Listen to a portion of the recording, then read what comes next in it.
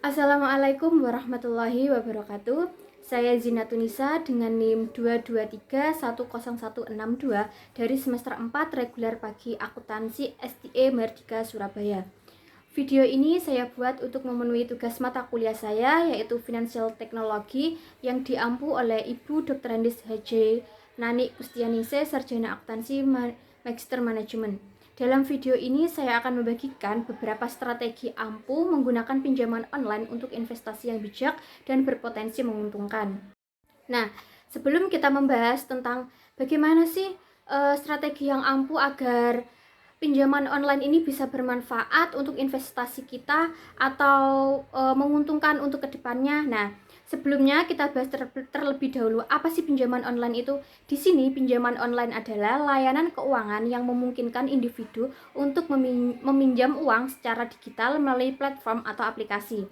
Prosesnya yang sering dianggap cepat dan mudah tanpa memerlukan kunjungan fisik ke bank atau lembaga keuangan tradisional. Namun, penting memperhatikan tingkat bunga dan syarat-syarat lainnya yang dapat berdampak pada keuangan Anda. Nah, mengenai pinjaman online ini, banyak pandangan masyarakat tentang baik buruk dari pinjaman online ini. Pandangan orang terhadap pinjaman online bisa bervariasi. Sebagian orang melihatnya sebagai solusi cepat dan praktis untuk mendapatkan dana dalam situasi darurat. Sementara yang lainnya mungkin khawatir tentang suku bunga tinggi, resiko terkait. Penting untuk melakukan riset dan memahami syarat dan ketentuan sebelum mengambil pinjaman online ini terlebih dahulu ya teman-teman. Nah, ada juga beberapa masalah umum yang sering timbul pada pinjaman online, termasuk pada tingkat bunga tinggi. Pinjaman online seringkali memiliki tingkat bunga yang lebih tinggi daripada pinjaman tradisional, sehingga dapat meningkatkan jumlah total yang harus Anda bayarkan. Lalu biaya tersembunyi. Beberapa platform pinjaman online mungkin memiliki biaya tersembunyi yang tidak dijelaskan secara jelas seperti biaya administrasi atau biaya keterlambatan pembayaran. Lalu ada pengumpulan data pribadi. Beberapa perusahaan pinjaman online mungkin meminta informasi pribadi yang sensitif dan menggunakan data tersebut untuk keperluan selain pengajuan pinjaman. Lalu praktik koleksi yang agresif. Beberapa pemberi pinjaman online mungkin menggunakan taktik kolektif yang agresif jika Anda mengalami keterlambatan pembayaran. Lalu penipuan dan identitas palsu. Ada resiko penipuan dan identitas palsu di dunia pinjaman online. Jadi penting untuk memilih platform yang terpercaya dan memiliki reputasi yang baik. Lalu cicilan dan kewajiban keuangan. Jika tidak dikelola dengan baik, pinjaman online dapat menyebabkan beban keuangan yang berat karena cicilan bulanan yang harus dibayar. Lalu selanjutnya ada ketergantungan berkelanjutan. Penggunaan pinjaman online secara berulang-ulang bisa menyebabkan ketergantungan finansial yang berkepanjangan. Penting untuk kita mencari tahu dan mencermati terlebih dahulu persyaratan dan ketentuan pinjaman, serta memastikan bahwa Anda memahami semua resiko yang terlibat sebelum mengambil pinjaman online tersebut.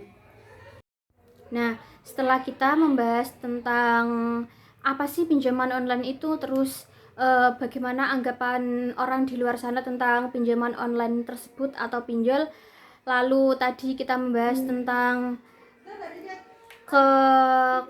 kekurangan atau kekhawatiran yang mungkin akan terjadi ke depannya setelah kita melakukan pinjaman online tersebut.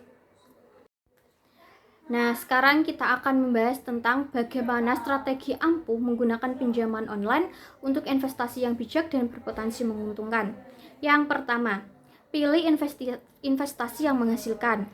Pertama-tama, pastikan Anda memilih investasi yang memiliki potensi untuk menghasilkan pengembalian yang cukup besar. Ini bisa berupa investasi properti, saham, obligasi, atau bisnis yang memiliki prospek cerah. Lalu yang kedua, hitung resiko dan imbal hasil. Sebelum memutuskan untuk menggunakan pinjaman, perhitungkan dengan cermat resiko dan imbal hasil dari investasi yang dipertimbangkan. Pastikan juga hasilnya dapat menutup biaya pinjaman dan memberikan keuntungan yang signifikan. Lalu yang ketiga, pilih pinjaman dengan bunga rendah. Nah, di sini pilihlah pinjaman online yang menawarkan suku bunga yang rendah untuk meminimalkan biaya pinjaman dan meningkatkan potensi keuntungan dari investasi tersebut atau pinjaman online yang akan kita ambil. Lalu yang keempat, gunakan pinjaman untuk modal awal. Nah, ini gunakan pinjaman online sebagai modal awal untuk memulai investasi yang Anda pilih. Ini dapat membantu Anda memperluas portofolio investasi Anda tanpa harus menunggu sampai Anda memiliki dana yang cukup. Lalu, yang kelima, lakukan riset mendalam. Lakukan riset yang mendalam tentang investasi yang ingin Anda lakukan. Pelajari tren pasar, analisis rasio, prospek pertumbuhan untuk memastikan keputusan investasi Anda didasarkan pada informasi yang akurat. Yang keenam, kelola dengan bijak. Setelah mendapatkan dana dari pinjaman online, kelola investasi Anda dengan bijak. Pantau secara teratur kinerja investasi Anda dan siap untuk mengambil tindakan jika diperlukan untuk memaksimalkan keuntungan atau mengurangi resiko. Lalu selanjutnya yang ketujuh, pertimbangkan diverifikasi. Sebisa mungkin, diverifikasi portofolio investasi Anda untuk mengurangi resiko. Jangan hanya mengandalkan satu jenis investasi, tetapi pecahkan dana Anda ke beberapa investasi yang berada untuk meningkatkan peluang kesuksesan jangka panjang. Yang ke-8, siapkan rencana cadangan. Di sini, meskipun Anda optimis tentang potensi keuntungan investasi, selalu siapkan rencana cadangan. Jika investasi tidak berjalan sesuai rencana, pastikan Anda memiliki dana yang cukup untuk membayar kembali pinjaman, bahkan jika investasi tidak memberikan hasil yang diharapkan. Dengan menerapkan strategi ini dengan bijak, Anda dapat menggunakan pinjaman online untuk investasi dengan lebih percaya diri dan berpotensi mencapai tujuan keuangan Anda yang lebih cepat. Ingatlah untuk selalu berhati-hati dan tidak mengambil resiko lebih dari yang Anda mampu tanggung. Nah, pada pinjaman online atau pinjol ini juga memiliki kelebihan. Yang pertama, proses mudah dan cepat. Pengajuan pinjol dapat dilakukan kapan saja dan di mana saja, hanya dengan menggunakan smartphone. Yang kedua, persyaratan ringan. Biasanya tidak memerlukan jaminan atau gangguan. Lalu pencairan dana cepat. Dana pinjaman dapat dicairkan dalam hitungan jam, bahkan menit setelah disetujui. Lalu tersedia berbagai pilihan pinjaman. Tersedia berbagai jenis pinjaman dengan tenor dan bunga yang berbeda-beda, sehingga peminjam dapat memilih sesuai dengan kebutuhan. Lalu membantu meningkatkan skor kredit. Melunasi tagihan pinjol tepat waktu dapat membantu meningkatkan skor kredit peminjam.